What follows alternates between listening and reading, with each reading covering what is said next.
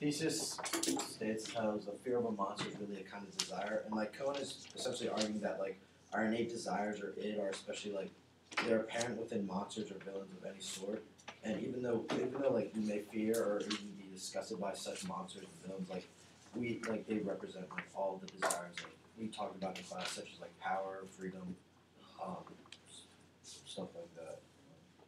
And like no matter how like intimidating and like disgusting those monsters are, like you're like somehow like instinctually like attracted by the monsters because of like those like qualities they have. Like you like some of us might like I don't know secretly like admire them, and like some of us like are almost like obsessively in love with them. Like we like create like Facebook fan page for, like those monsters, and like our jealousy like towards monsters like that leads to their popularity. Yeah, and like Cohen also discusses how monsters are therefore rather popular in some cultures because we're so attracted to the desires they represent, such as like power, immortality, like money, and complete like freedom that are like hidden within the character of monsters. Next slide. And here's a quote by Cohen that says, "We distrust and loathe the monster at the same time. We envy its freedom and perhaps its sublime despair." So that's kind of summing it all up. How Cohen directly states that even though we might like be disgusted again by the appearance of the monster, we still are like envious and desire those qualities that they represent. And then we just had some examples of villains that hold such characteristics. From Batman, we have Joker and Bane, and they both represent like Joker represents complete like freedom without like moral guilt. I guess like he can do whatever he wants. He kills for like just because he wants like chaos and whatever. And Bane represents actual like physical power. Then like even like Disney characters that may seem like cute and stuff like for kids and everything, they still represent like qualities. Like Scar kills like his brother to become like leader of the Lion Pride, and Jafar represents like he's trying to use his power to become more powerful by acquiring the genie in the lamp and stuff. And so they can also represent. Yeah, and like they're so popular because they have power to like that they have power that allows them to do like anything they want. And then Cohen discusses, he says that the monster can function as an alter ego, as an alluring projection of another self. And he kind of states that because it shows how we kind of like see ourselves in the monster and like kind of want to see ourselves like have those traits and stuff, those desires again. And then like this one leads on to the next slide. He's kind of explaining that like because of all these desires monsters and villains represent, we may even again we see ourselves in them, embodying all those traits our superego attempts to suppress. And so like go to the next slide. This is why I guess horror films are appealing to us, and he even discusses Halloween as an outlet for such desires. Like when you're a kid, you might not think twice about it. Like you want to be like dressed up as like a monster or something.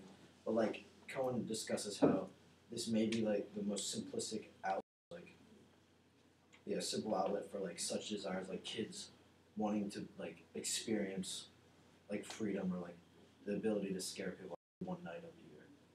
And then horror films, like we talked about Stephen King and how horror films are appealing to us. He like because again we in the safety of like the room and stuff, we can see ourselves in the monster from the monster's perspective. And Cohen also talks about like how weird and bizarre our culture is, and like one very good example that like that like one of like his first movie was really like weird and like disgusting, and like all the critics like hated that movie because they thought like it would never ever gain like any like sort of like popularity. Like it was about this monster with a shrinking head, and people like loved it. Like no one expected that to happen, but like it really shows like this weird and bizarre side of our culture, and yeah, and we ourselves are like the ones who like allow like monster to grow and like flourish. and then this is the thesis. Okay. Dracula himself is very like powerful, knowledgeable, and wealthy, as we see like throughout the first couple of chapters. And how he also doesn't abide by the moral codes of the society. We discuss this. Like for example, an example of like his power and stuff is from the book when he's commanding those three vampire ladies to like back off Harker when he says, "How dare you touch him, any of you? How dare you cast your eyes on him when I had forbidden it? Back, I tell you, this man belongs to me." And this kind of he's asserting his complete dominance over those ladies, and that's another trait that humans like want, I guess. So like Wanna add? yeah. Like he has like all the qualities that like everyone wants, like like he's powerful, like he knows everything, like languages and stuff, and wealthy, and he's immortal.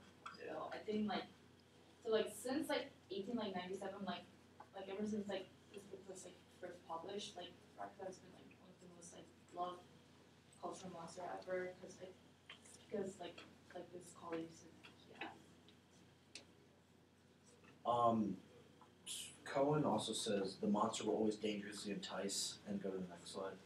And this also can directly relate to, again, the three vampire ladies. Harker says, "I felt in my heart a wicked, burning desire that they would kiss me on the lips," and that represents like the sexual desire that like he feels toward these ladies, which is also like an innate characteristic, which is part of your id. And Cohen like says this in his thesis.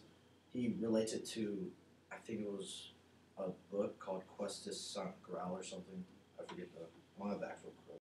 But it's also like completely similar because the Boars, I think is his name, he also encounters like something of the exact sort with some woman, and he tempts him. I don't have the thesis with me, so I can't put it, but and like this shows how lust and greed are both innate characteristics that monsters attempt to like manipulate for their advantage. The book also like really tells like something about like Stoker, like who wrote like Dracula, because Dracula was like born from like Stoker's desire.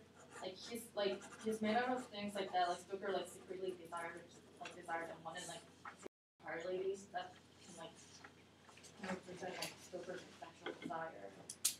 And yeah, so like through Dracula, like Stoker like really expresses his desire of like freedom and power. You guys have less than a minute. And then this quote also by Cohen, he's talking about how our id is always attempting to like it'll always appear at like the most inopportune times of our lives, and how this relates to the monsters, how in stories that always like appear out of nowhere and like frighten and scare us. And then essentially he's arguing that even though we fear and like are disgusted by these monsters, we create because it's our desires that fuel them. And it's weird because we're disgusted by our own desires, but they're innate and like we strive for them. So that's it. We have one more. Okay. Voila. So like this is what I do. So like I just wanted to like show like how these monsters like resemble us, and like because like they're like originated from like our own id and like our own ego. So yeah, like we can like really like separate like those like monsters from. Alright. I just drew that.